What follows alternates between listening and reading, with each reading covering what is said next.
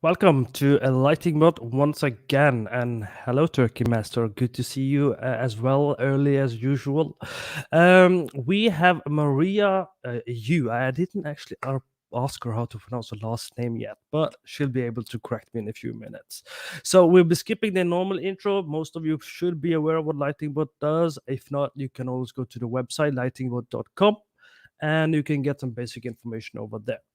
But I'm happy to invite Maria to the stage today, and we'll be talking a little bit about fashion photography and stage lighting and how it informs her lighting. So let's please welcome her onto the stage. Hey, Maria. Hey Amit, and hello everyone. So, Maria, so tell us a little bit about yourself. Yeah, no problem. So yeah, guys, I trust most of you who is watching this live stream right now, perhaps knowing me from my work or some of the 80 level articles I published ages ago. But yeah, I am currently a principal lighting artist working at a UK game studio called Splash Damage. So we were been working for years, and now we are in the early development of our unannounced project. Previously, I've also served both Crytek Frankfurt in Germany and Ubisoft Shanghai in back to China. So yeah, after three franchise of three Far Cry's, I moved to Germany. So far, UK is the third country I've been worked as a lighting artist, and Splash Damage is also the second studio I'm working in the UK.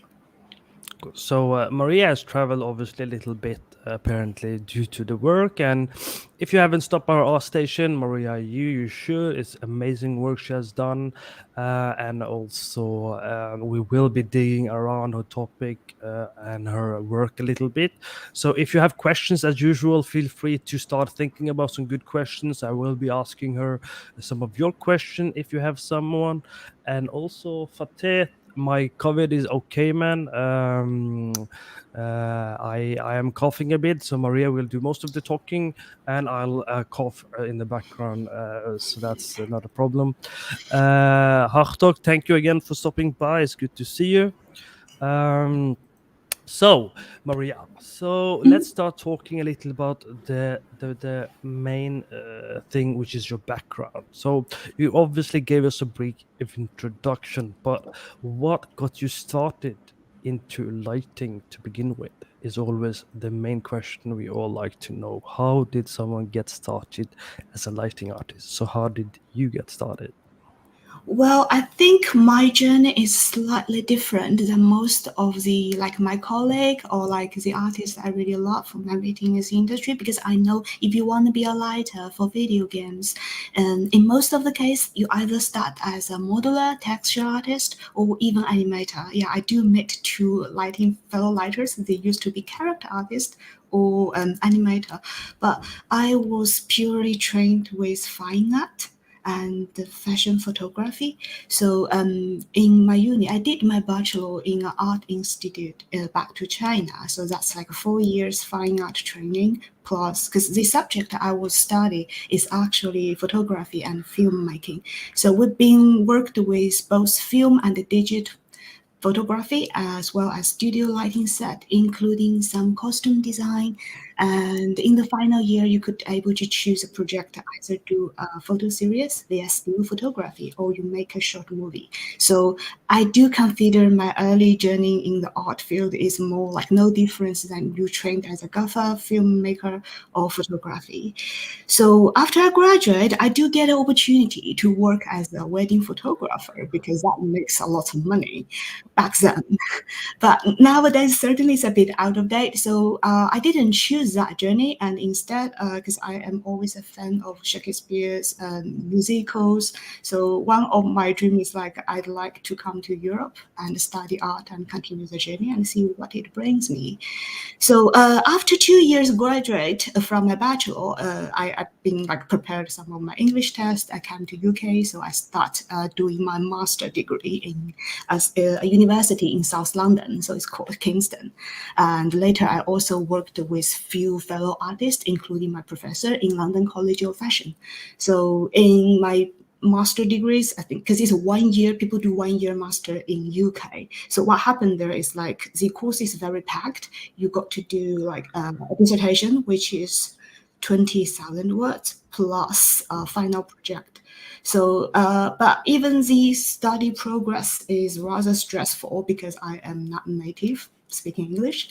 So, but we do get a lot of opportunity to have like onward lectures with some curators, performing artists, and I think that's when I start getting knowing and have an opportunity to participate as a gaffer as well as in the in the theaters.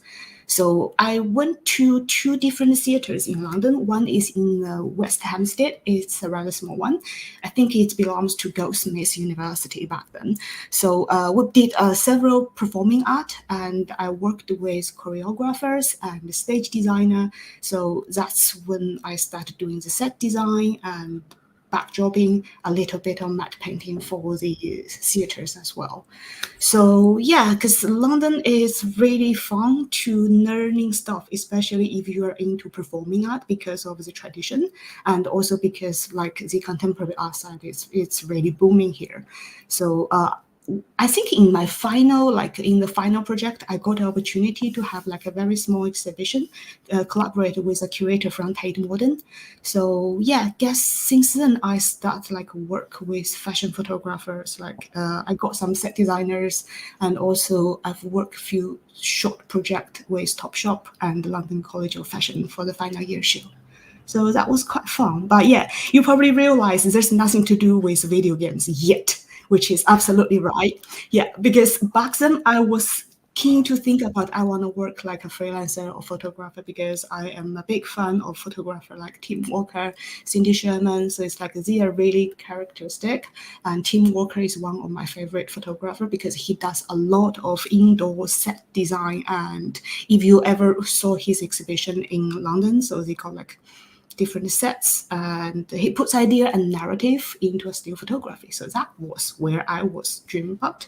But back then, I think it was the first Mirror's Age. So that's where I start. First of all, I do love play video games, which well people could prove I'm never good at it, but I do enjoy it. So I played Mirror's Age 1, and I was like, okay, you must knowing how to do modeling or texturing to get into this industry. So I'm like, no, I'm really terrible at math. I don't think I could learn anything coding because back then that was my first impression for people who could able to work in the video game industry. And even till nowadays, I still like joking with my beloved one. I would say like, okay, I will never be good at math, so I have no idea how I get hired in this industry. But we're visual artists, so I think how I transferred my lighting skill to video game is back then I was looking for like a long-term contract job. It's very practical because once you graduate, certainly the first challenge you're gonna meet is find a job. So back then I was thinking if I continue working photography, there will always be freelance, even for movies as a gaffer. And I am expert. I do need a visa to stay abroad if I really want to work here. So I was thinking, how am I transfer this knowledge into something I also really like and I could carry on doing lifelong? So yeah. And back to the topic about Mirror's Edge, I played it, and then I realized, wait, in the credit, they have a job title called lighting artist. So I almost like this gun sounds hilarious nowadays, but that's how I get to learn my first mentor. So I literally find the artist. I send him an email. I'm trying my best to be polite. And nowadays I would say like he still be my mentor. We're knowing each other for almost 10 years now. So I just write this to the artist and say, hey, I want to be you. And can you tell me how I could be you? So I told him, like, I know photography, I know exposure, I know all of these fundamentals. So later he slowly starts sending the link to me and start to guide me. Of course, there's a lot of like self-learning going on because I think back then I almost learned everything via free tutorial. I think that was 3D Bus back then. It's like a free training CGI website. And later I spent some of my savings and I went to a software training center, did some intense training about Maya. And I think I was incredibly lucky because whoever runs that workshop also like gives people like you could choose either Unity or Unreal. So back then it's still called UDK. So that's where I started. And that was 2012. 2012. Wow.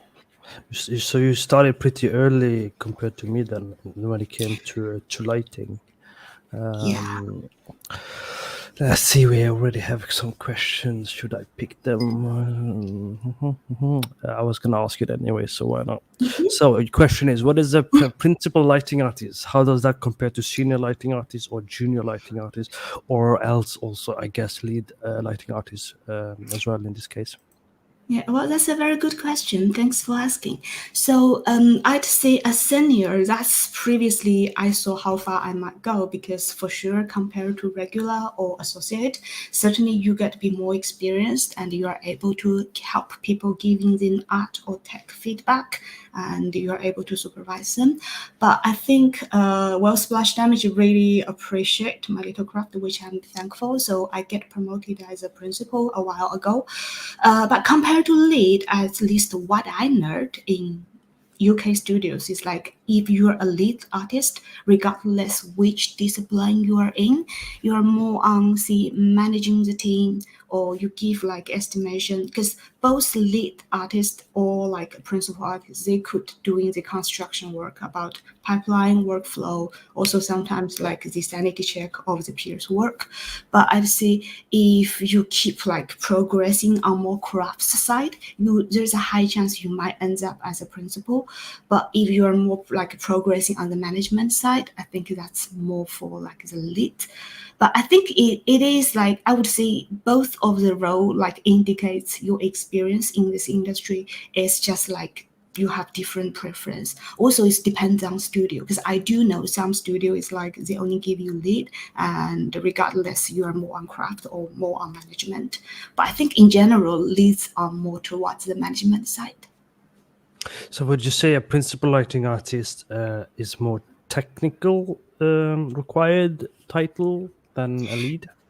No, I would say if you're a lead artist, you're probably still doing a lot of work, but I think you spend more time to managing the team. At least that's how we do at Splash Damage. But if you're a principal like myself, I would say if there is a very important level or the demo, so you probably be the one who help the art director to do more visual development in lighting. So that's a more craftsman job.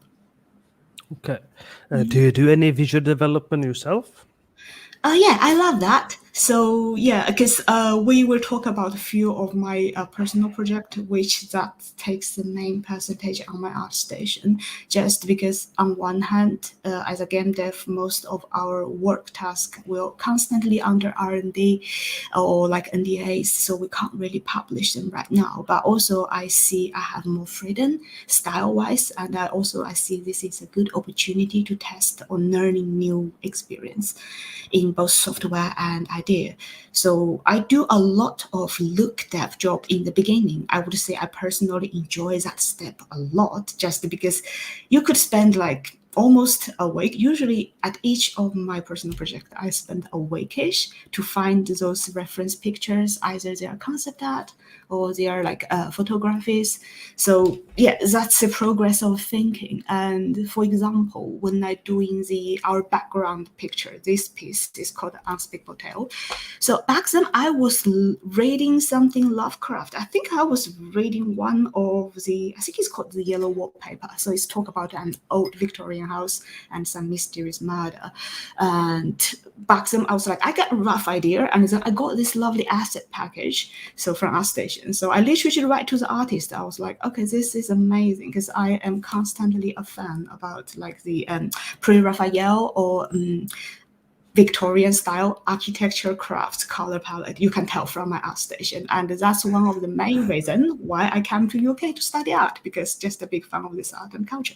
So yeah, so that's how I developed it. And I can actually quickly show you. Am I able to share screen here, Amit? Yeah, you should be able to do Yeah, it. I okay. should be able to. I'll just try to share them quickly. So I'd Yeah. see the share, and you were able to see one on my mood board right here. So if I'm share here, I guess you're gonna see a big pure rough book.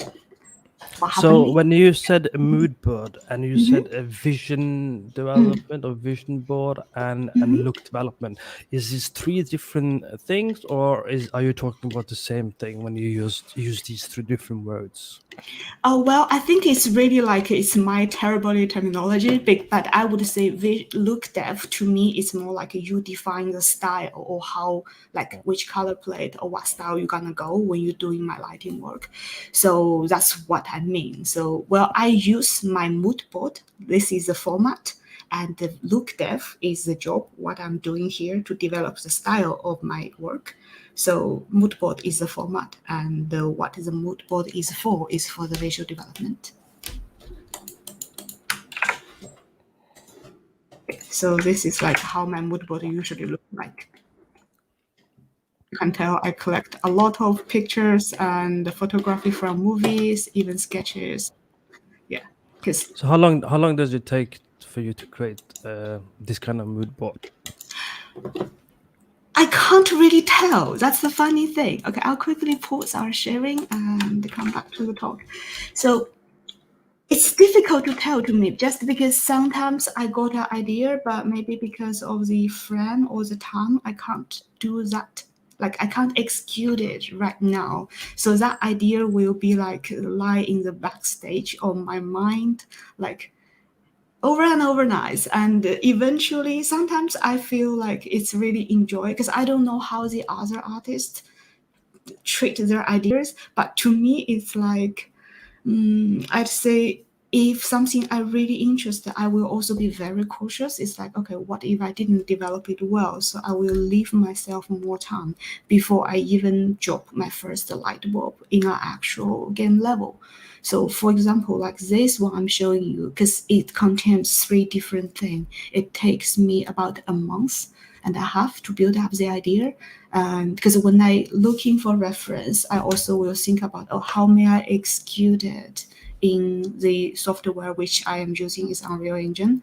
So it's always like it's like you're sitting in an empty palace and talk to yourself and try to figure out stuff.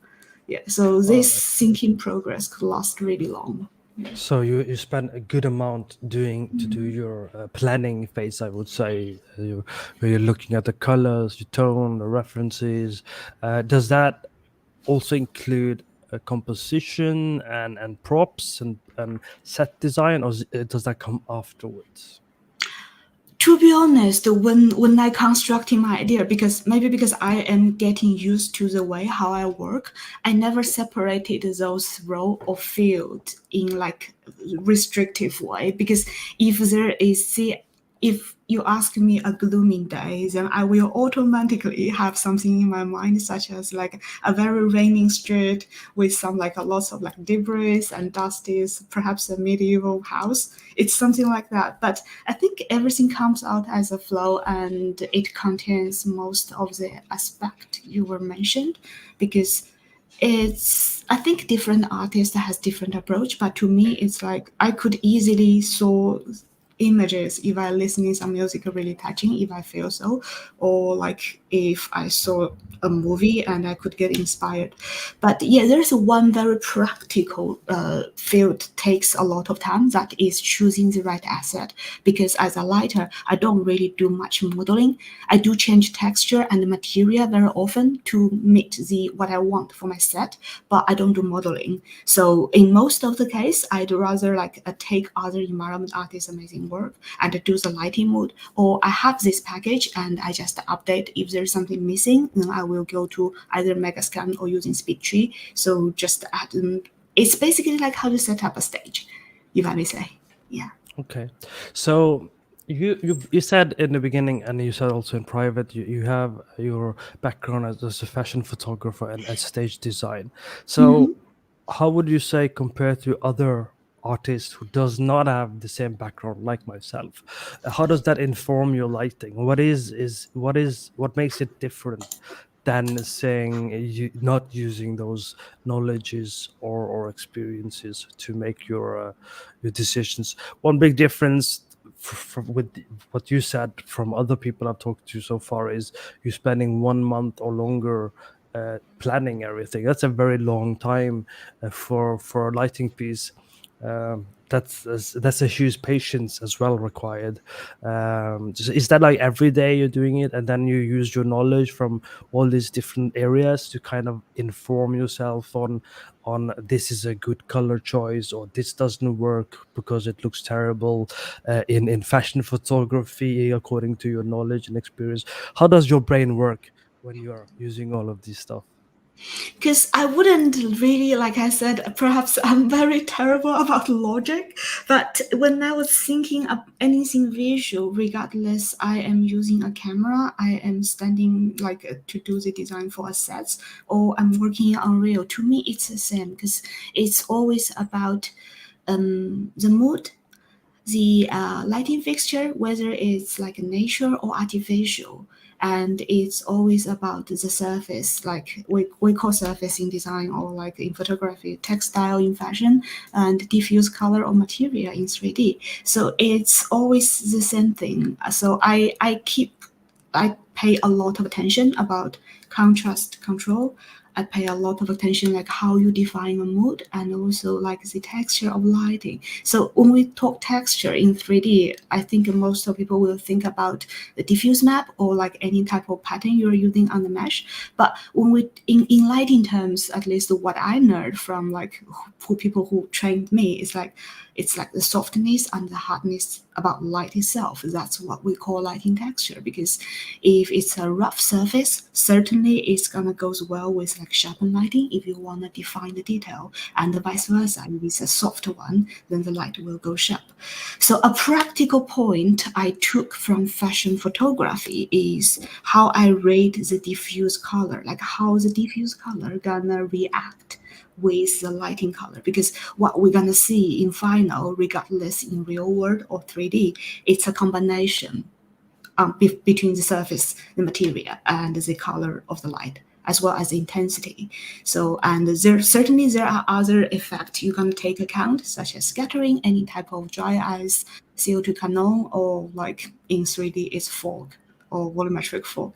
So it's like when I build up my lighting, the effect looks like layer by layer. So first of all, it's always about the main object, whether it's sharp or whether it's soft, or how would I like to, do I want to give it a characteristic? Is it scary, peaceful, tranquility? So it all affects the decision how I define the lighting. But honestly, from the creative perspective, I'd say it's just different tool. So 3D camera or stage lighting, smoke machine, it's just different tool, but it's the same creative progress to me. So when you say you focus on mood, do you also focus on story or just mood or both? Or and if you do that, how do you make good informed decisions on creating that mood and story? Because to me, when people say mood specifically, and they talk about color, to me it's still very subjective what color means. Because I'm in India, we have different color representation and understanding of color. In Europe, you have different. So when you might think purple is royal, for someone else it might actually be something Exactly. different, right? So how do you make that decision? Is it stage design that influence mostly? Is it traditional color theory that informs you mostly? Or is it your opinion on how you associate a color when you make those decisions? Yeah, because I think with the color choice, it's always it's an interesting result, because sometimes the color I'm actually using is way different than what I was planning to do before. But it's like a half and half decision. So what usually happens is depends on the asset I choose. If we talk about 3D, because it comes with certain diffuse colors, certain background. So usually I will give like say 2 or 3 options to try it and see how it looks. So it's like half was depending on the actual object or the actual thing you're going to light. The other half is more on the creative or personal side. Is like if you, because to me, like cold color addressing depressing, but that's my understanding. So I will address them in my way. But like I said, we all come from different cultures. It's like red in my culture means like good stuff, but in most of the, if we put in fantasy, crimson or color like such, or bourbon, they gonna mean something else. So I think it depends on the object or the subject, and it secondary part is depends on the practical condition. For example, if you're in a very dark room and you get some like brown wooden stuff, there got to be a way we have to choose some bright and strong light to like shuffling or like striking on the surface, because otherwise it wouldn't able to tell the depths of the space. And so I would say that's like a half practical and half creative. And the tricky part is how you're gonna combine them well and balance them together. It's very interesting to me because I recently learned, I don't remember which culture it was, but it's also the case in music. There's certain culture in Asia and Eastern Europe as well, where if you listen to upbeat music, typical that I associate as happy as Indian, but also in the Western country, they use those music for funeral. And it's the same thing. I was a bit shocked when I learned about it. I was like, Mm-hmm. but to me I feel like happy and energetic, and it's the same thing I struggle a lot with when I try and talk to people about color theory is Mm-hmm. how do someone know for sure that it's going to convey the emotion they want to convey. For example, when you did the stage design lighting for Morigage a year Mm-hmm. ago, Mm-hmm. um, what was your intention there to create for that specific piece, if you remember that? Oh Uh, yeah, the mortgage dancing one, right? yeah, Yeah. So for the mortgage dancing one, I was actually taking. Do you want me to share my screen so people yeah, will know yeah, what yeah. we talk about? Yep. Okay. Yeah, sure. So Let's inform okay, them. yeah, I'll try to share my screen this time. Yeah, sorry, it's a bit clumsy. Yeah, there we go. Share my screen, and yeah, I'll probably go to the entire screen this time. It'll be easier. So this is the mortgage dancing thing I was talking about. Yeah, because there are certain colors I agree Mm-hmm. Yeah, is peaceful because of yeah. nature Mm-hmm. and so on. So, Yeah, what were your decisions here, and how did you go on about that? yeah. Because I believe most of us in our stream room, they know how the character originally looked like. So, because she wears like kind of almost bluish skin, and it's gonna be very tricky to light. If, for example, if I placed her into a very foresty background, just because if you see black and white scale, both blue and green, they kind of turns into almost invisible gray. So contrast wise, that's gonna be difficult. So my first call is because I choose the Megascan temple, the goddess temple, and the mortgage because I kind of feel like it looks very altar. So I was trying to deliver that kind of feel like there will be a certain ceremony and it's gonna be like a festival or ceremony dance. Like I said, I worked for Far Cry, like many Far Cry in my first few years of the career. I do like very like India or Nepal color palette because compared to what I also like a lot, like the medieval or Victorian, because it's very dull, they emphasize more color variation in a very unified grayscale. Because I think like in Asia, even like different Asia cultures, we tend to use very striking and contrasty color. And I think because this practice for me is like I never got any opportunity to do like a proper character and stage lighting. So I found those two assets. I find they will come up together really, really well. So I was basically developed this dancing idea based on the Mega Scam level and the Mogrish character because she came with amazing animation, which is already rigged by a pick, and I feel like all I have to do is play with the timeline a little bit, and that's where I got all of this like animation idea comes from. So for the reddish, it's more like because I choose the blue because she has a lot of movement already. So instead of adding extra color on top of her skin, I just try to unify the background together with her. Because if there's too much color and with such a complex thing, I think the overall image gonna looks very noisy, and I'm not. My key here is not to make a noisy but flat image. My goal is to use the lighting to emphasize her movement. So I unified the background color with her skin like bluish. The reason I choose the red smoke is purely because of the very boring complementary color theory. So that's why I made this decision, and that's purely on the contrast control or adjust the mood entirely. So that's where this idea come from. But yeah, I'm glad you liked it. You have another interesting piece because which is the steampunk Victorian environment, or not Manchester steampunk Victorian environment. Yeah. It has also a lot is going on in the scene, in the shot. There's firework and so, which is also harder to light because when there's a lot of things going on, there's a lot to balance as well. Yeah. So how did you go on about dealing with this challenge in Okay. your piece here? I mean, there's a lot to look at. There's a lot of light sources, but it's very clear focal. So how did you go on about picking the color, a certain warm light that's very individual on the right side, and what's your thought process here? Okay. I guess I have to bother people and share my screen again. So the one what we do.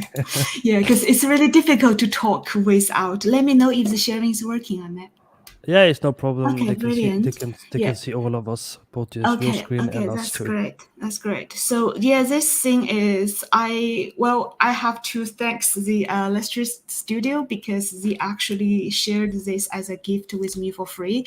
So it's like, oh, if you'd like to light our thing, so that's really a big thanks. I had a lot of fun with this thing. So I'd like to scroll down a little bit to show guys how this thing looked before I dress up this mode. So because this is how the original version looks, I'd say personally I like the original version time of day a lot, and the reason I choose to do a night thing just because I want to make it really different, because the original thing, I think it grasps the steampunk atmosphere really nice, and also it gives like a very low sunlight. It's just like a winter in London, because that's exactly how we saw the sunlight in London.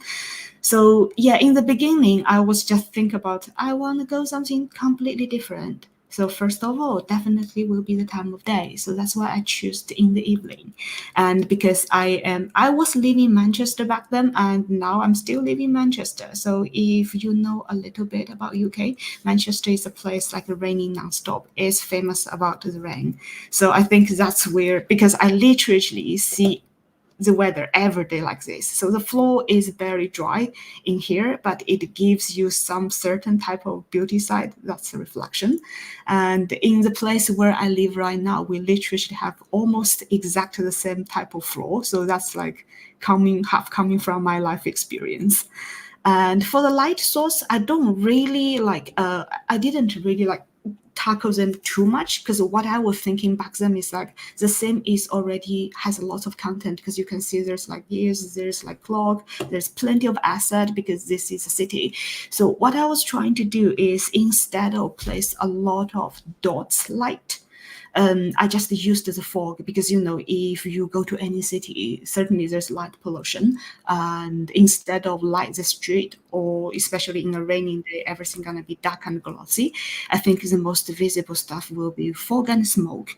So that's where the idea comes from, because this also comes back to my simple with complicated complex theory. So if the scene is very complex already, let's use simple light, and vice versa. So I have that one very simple principle when I was lighting. So yeah, that's how I make those decisions, if that makes sense. So would you say less is always more in this case, or? Yeah, I would say, because if we look at the street sign, there's already like tons of mesh, and they come with different material. And imagine if we have this little yellowish lamp everywhere, all the way alongside here, because that's what the original thing have. So it has a street lamp because that's more realistic. But I purposely turned them off because you can still see the mesh right there. But I don't want this street lamp gonna like influence my thing. But instead, I'd rather say I give like a really glowy artificial light source here. So that could be a reason to explain where the fog get emitted, or it's getting lightened. And also I use the giant bright fog, so that's give me another reason to have this very strong reflection on the ceiling of this car. So that's how I handle the light, because if there's already a lot of mesh, it's a noise thing. But by adding small light source, by adding a huge amount of small light source, it's not gonna shape up the thing nicely, but in return we're adding more noise, and that's not what I want. So you also have a piece, because you haven't. How much have you been using Unreal Engine 5 so far? You Yeah, have one piece called Somewhere Safe, I think. yeah, it's this one. Um, how was this lighting this compared to some of the other pieces using Lumen? What are your thoughts on that so far? I'd say, judging by how the way Lumen works as a pure user in experience, I really like that because that works very close, like how I experience a real life lighting source. For example, if I have a light box in the studio, certainly I wouldn't have, for example, I don't have the glow or like halo effect unless I have this light source straight framed in my lens. So I think I do hear like other fellow lighters or like my colleague people will say like it's very different, because I think most of people like they are more getting used to CGI lighting, which will allows you a lot of free control about light source, even it's not physically correct. But because I come from absolutely flipped way, so to me I think this is easier to understand. Because in general, imagine if you're shooting a film, actually instead of adding a lot of field light, usually we just have the first key, second key, and in the last probably some field or smoke to like soothing this entire thing. So I think less is more is definitely my choice when working with Lumen, because for this sim I literally only used the sunlight and a field light around here, because we can tell all of the sink and the wall has very bright color. So if your light source is strong enough, it should bounce. And once the light bounce, that's how it naturally gives you the fall of the gradients, like what we have, what I got on the floor. So there's not really much trick when I was working with a small interior thing and Lumen. So far, I think Lumen works the best for small interior thing. So I basically set up the light as if how I will do in a studio. So it's like there's a key, second key, and if we want something soft, instead of giving a giant field light source in CGI, we place the strong light source against the wall or any type of reflector, because that's how you get soft light fall off in real life. Yeah. In terms of learning lighting, would you say Lumens takes away some of the potential skills because it skips some of the processes you would normally do if you use Unreal Engine 2.7 or Maya, or would you say it wouldn't be a problem? I know lots of people might not agree with me, but I don't think the tool is a huge difference, because just like how Lumen changed like Lighter's workflow, I have to admit it makes me work a way lot faster, just because it's a blessing with real-time lighting. But I don't think software or any tool you choose in either real life or 3D should take away the creativity or opportunity. Certainly there will be different trick to handle different tech problem, and that trick or like all of those traps, we all have to fall into it first and learn how to fix that. But we have, because how Lumen comes out and changing people's view actually reminds me how when I was back to the uni, how people talk about digital camera with film camera, because when we work in film, we are stressing us into you must exposure correctly, otherwise you wouldn't get the image. And the same story here is like, okay, you must use the light like in a reasonable way, because otherwise the effect wouldn't look good. So I'd say it's just a different type of approach. And as a user, I would say the tech will only brings artists work easier. So I have a very neutral opinion about this. Okay. Mm-hmm. You have a question from Asher Zoo. Says, "Hi Maria, with the tech advancement like Lumen, did you find your past experience in theatrical lighting start to apply and resonate more with the virtual world?" Oh dear. So, Okay, the tech advantage of this one, this was the experience in theater instead of written. Well, I would say absolutely yes. It is, because I'd say, like I mentioned, as a user, Lumen really works very closely. If you ever experience how to set up a studio light or environment, or even you do like artificial field light while you're shooting in field like the exterior thing, it will always be like so. So unless if there's an effect, there must be a source to tracing back. I know nowadays when people shooting like Hollywood movie or like commercials, we do have those lighting, giant lighting flow balloon to give the like extra field light. It looks good, but I'd say an interesting phenomenon I found between theater stage design and game, like video game lighting, is the source is always limited, because in the stage you can only use certain amount of light, otherwise we got the power cut. And yeah, in a studio also you need to use certain amount of light, because otherwise if the camera gets too close, even you have the filters, you're gonna still get halo or glow. So it's always like we have to follow certain limitation to dancing with the raw. And I think with the Lumentech, yes, it's just makes me, at least I will feel more comfortable to work with. So, do you have? I haven't actually tried Lumen yet. I'm still waiting for it. So you had some Unreal Engine open earlier to before we started, didn't you? To show some stuff. Do you want to show how? Do you want to have a breakdown of your piece?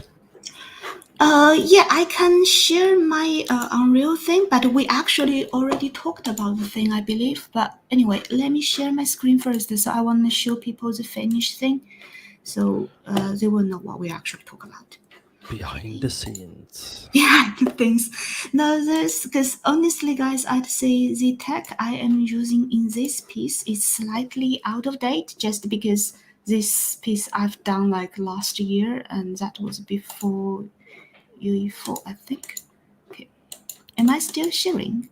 Okay, let's have a I am look. adding it Is it working now. now? Yeah, it's working. Okay, yeah, so this is the Lovecraft thing I was talk about, and also this is our cover while I was accept this invitation. So again, thanks for having me. So the thing is built it into an interior of a dark Victorian house, and this is done by the amazing artist. You could find his link here.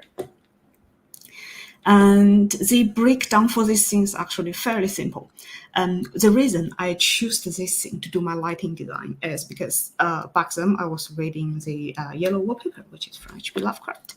And back then I was thinking about, okay, I want addressing something scary, but also elegant. So scary and elegant was two of my goal. And I don't really want to make this thing looks very ghosty.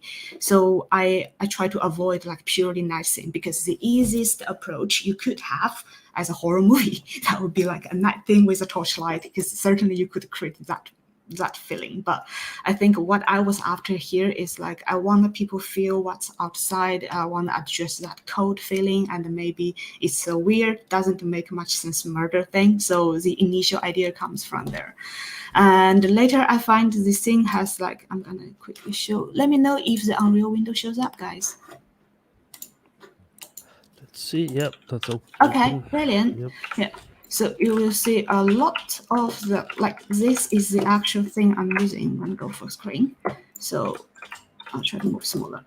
So all of those light Actually, they are not from outside because I'm just using the window as a location to address how the light would go and where I want it to go. So most of our key light, they are stationary. And I do use, say, for example, like I have two of those lights here in the spotlight. And I only used like this light as my bouncing light when I'm doing the baking. So the pipeline for this project was using majorly stationary light, and I also used light map because later I'd like to use the volumetric light map to give me the certain foggy effect.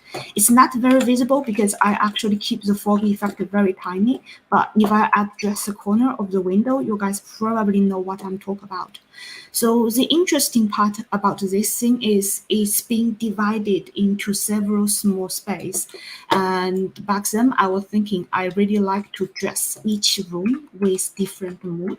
Like for this, for example, this one will be like slightly warmish, but still that's abandoned area. And I want people getting the feeling that there used to be something happening. So I changed the dressing a little bit. Like I moved the candle here as if somebody was reading. And I also changed all of those, like a picture on the wall. I believe I find some really old photo of St. Paul in London or something. So just to give them a little bit of storytelling.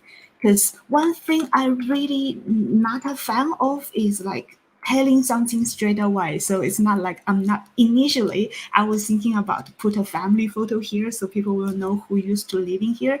But instead I just told myself like I'm not gonna choosing anything character because if there you see a face and it's gonna be associated with this mood, I don't know if it's good at this point because I want people to see my lighting, not too much about the story. So I would say the narrative serves the mood, but the mood is like, see, I want a warm, sad afternoon, and that as simple as that. So I try to remove a lot of like unnecessary visual delivery because whenever you use a form, even a format of character or somebody's photo, it become part of the thing. And I think if I'm dressing as a lighting designer, I'd say I'll be very careful for what type of information I deliver in each set. It's a very So good color you picked, though. thank you. So like I said, if I jump back to the diffuse color, you could tell me like this is very grayish, and also all of the wallpapers, they used to be more green. And go back to the color theory, I purposely changed them a little bit more bluish just because I think that's gonna works better complementary wise with my super warm yellow light. So that's the purpose. Because if it's very greenish for the background, once you drop like a very warm light, even with no color, and that's gonna give you some like a weird color mix. And I was trying to avoid it because if you saw my lighting color, you can tell I'm only using the temperature rather than the Hmm. color because I tend to avoid using vertex color on light these days just because how much complicated influence you could do to the diffuse color. So usually I tend to use white, but color temperature in the beginning. And later, if I do have to push the mood more color-wise, I can always trick on that. So that's Right. like a very simple concept behind my lighting.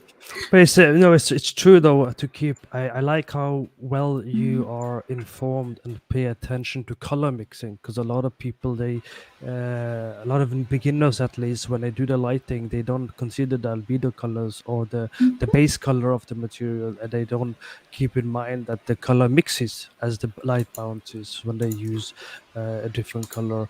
And you did a good job in keeping in mind these things. And there's been a few incidents now where you've reminded us that you change a lot of the materials. So when you say you change the materials of the assets, does that mean you're changing mainly the color of the materials? You're not necessarily creating a new material, but you are adjusting the color specifically. Is that correct, or are you doing more than that?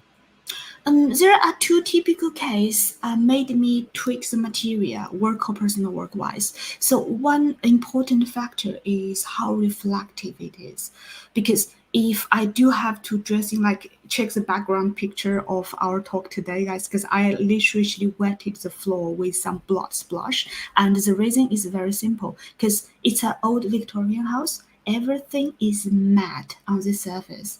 And how would I make my scene? Because I want adjust the depths and the crisp looking, but certainly I can give a very strong sunlight plus a guard ray, but that scene will look not creepy at all, and I don't want that. So in return, I played with the material, so I made my floor wet. Also, if you pay attention about lots of action movies such as Fast and Furious, like or John Wick, they usually gonna wet the floor while you shoot a car thing because the reflection gonna emphasize the movement. So that's the same trick I learned from movies. And the other part made me tweak the material is the saturate of diffuse color. Because like I mentioned before, I purchased a lot of like an asset thing from Unreal Marketplace. And sometimes because different artists has different approach, or like maybe in their original part of the environment work, certainly they're gonna do a little bit lighting too to just the final result. And for the Victorian thing, I literally decreased most of the saturate, because what I want in that thing is, since I use baked lighting, so the brighter surface, the light gonna bounce better. So what a trick I usually do is decrease the color saturate and also the brightness if I have to. Because certainly it's gonna be a different story if this is a restricted PBR project, but so far I don't think that's the case in my personal work. So I'm just go a bit freestyle here. So, how conscious are you in terms of realistic decision making versus artistic decision making? When does one um, decide over the other? I think it's maybe because lighting is a very practical job, even no matter how much we talk about personal preference or artistic goal. But if it's a task, if it's work, certainly there is a very important thing called deadline. So we have to respect that. And also there is tech artist who's kind of standing over there when I drop 6 shadowcaster and overlapping together. I don't want they make me have a talk either. So yeah, that's the case. If it's work-wise, in most of the case, I will respect the limitation because it's production and it's a teamwork. But if it's my personal work, that's absolutely another story. My art director gonna excuse me because I shared with my current AD very openly. One thing I do love in personal work is like I don't have to listen to it in this time. That's true for most of us. That's why we do It it as is. well.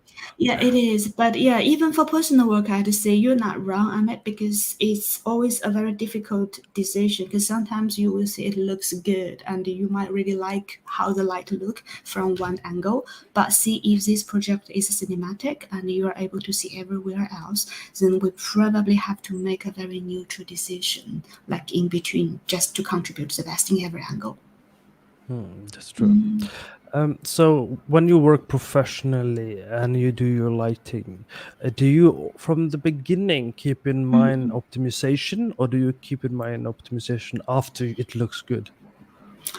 I'd like to pay a special thanks to my previous supervisor, Christopher Campbell. So he is a senior lighter from Crytek and also the lead lighter at Cloud Imperium Games. Because one thing I learned from Chris is like he showed me like how to calculate the light in the beginning and avoid because certainly we have a certain look to achieve, and when we achieve the look, certainly there is a way how we're gonna place the light. So while work with Chris back to Crytek, because that's a full-time engine, like full real-time engine. So we have to adjust the light very carefully. Because before I start working shipping tag like Gears with Unreal, both Dunia, the Far Cry engine, and Crytek for sure they use CryEngine. They are fully real time. So I tend to be very careful in the beginning, and I tend to design the light position.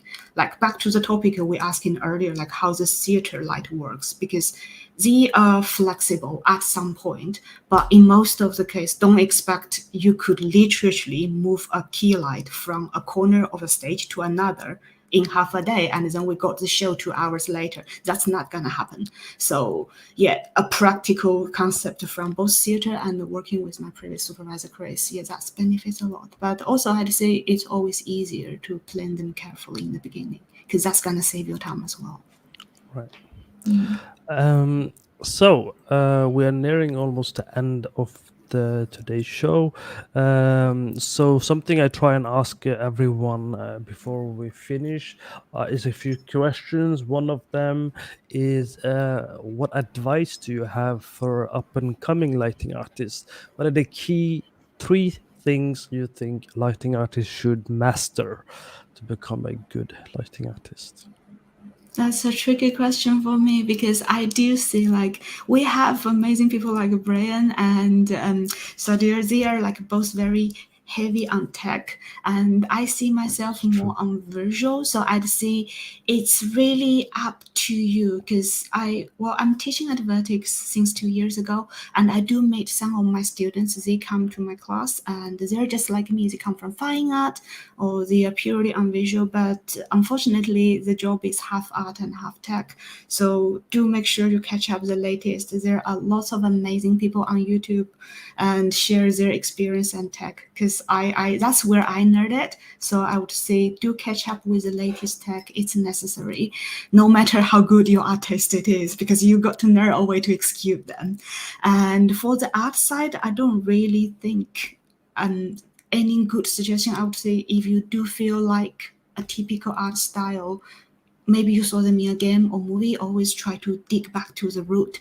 So for example, you might figure out Art Deco was the backup style about like Deathloop or Dishonored, because I like Arcane's game and that's where I found it. And when I say, okay, this is the style. So don't only look at the final piece, also try to tracing back a little bit where the style come from, because each art style, it has a reason to exist for hundreds of years, and it has its own support about color palette, style, and there's a lot of artists, the greatest current or past one, and learn from them. I think that's the best, really.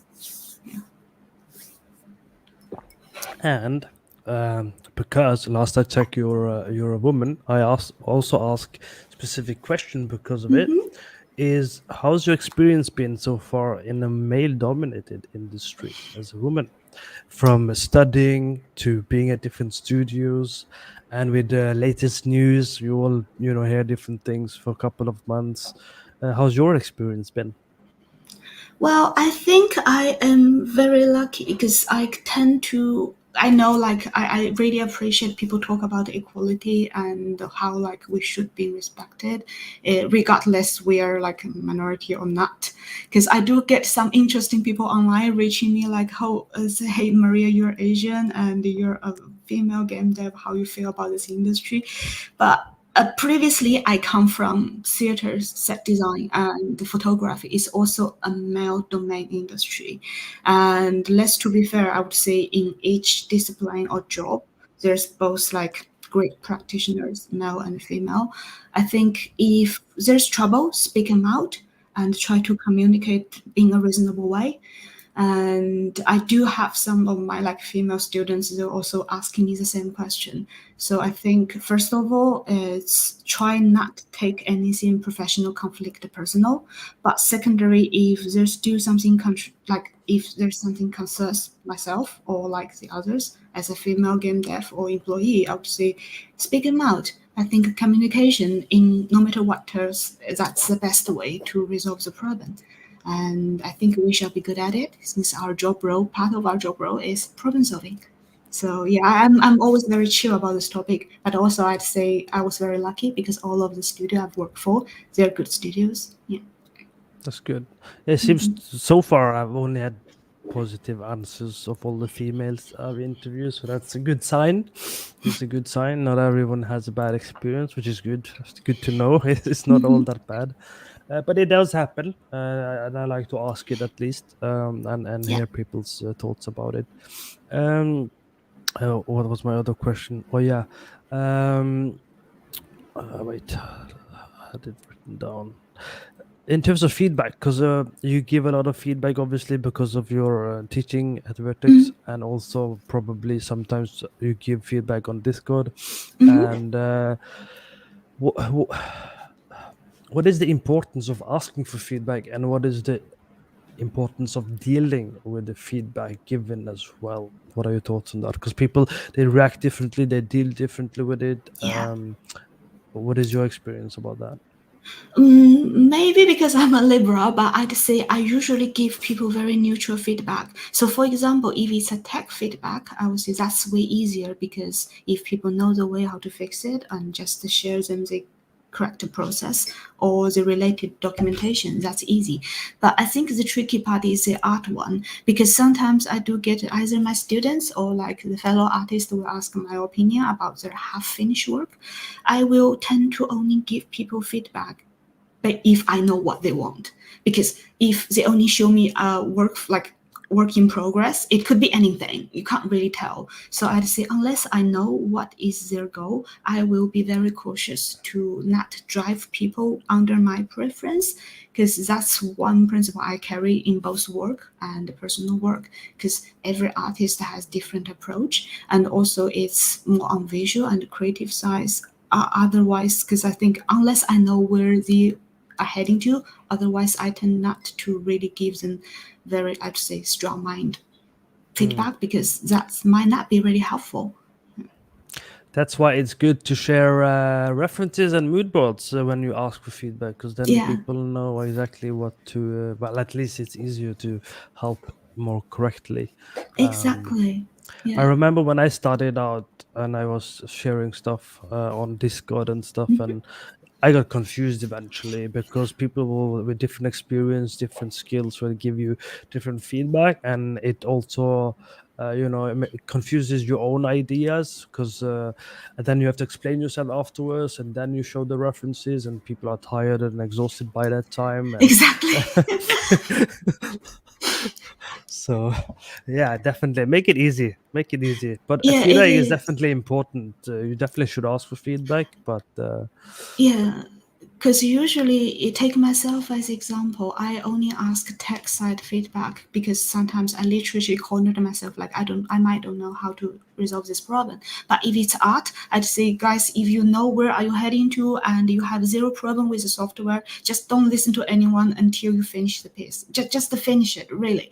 So that's how I do it, and that's what I told my students. Yeah, yeah, that works. yeah, Definitely. So we let's say thank you to Maria for having the time to attend this podcast video interview slash talk slash I don't know what we do, but we at least we talk and we have a good time and everything. Thank you for watching Campus Gun and Pina as well, and everyone else. Before I say goodbye to the final stream, I will also close the stream eventually, but I'll talk to Maria a little bit in private to catch up and to make sure she was happy with the interview. So we'll say goodbye at least to everyone. Thank you for watching. yeah. And Thank you yeah, for having me. Maria, do you have any final things you would like to say before I click end the broadcast? I just want to thank everyone's patience about this not very sensible talking, and I hope you enjoy it. All right. Thank you, everyone, and have a good weekend as well. Bye bye. See you guys.